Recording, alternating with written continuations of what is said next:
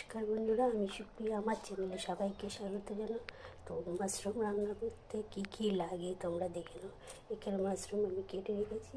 তো পেঁয়াজ, টমেটো, কাঁচা লঙ্কা, আদা রসুন।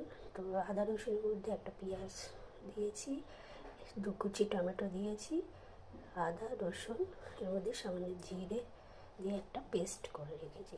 তো চলো মাশরুম কী করে রান্না করতে তোমাদের দেখাচ্ছি। কড়াতে তেল দিয়ে দিলাম, দেখে নাও।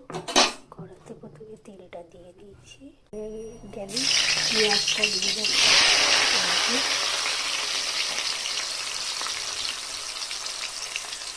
পেঁয়াজটা দিয়ে দেবো, পেঁয়াজটা ভাজা ভাজা হয়ে গেলে আদা রসুনের পেস্টটা দেবো আর টমেটো দেবো। আদা রসুনের পেস্ট দিয়ে দিলাম, টমেটো কাঁচা লঙ্কা দিয়ে দিলাম।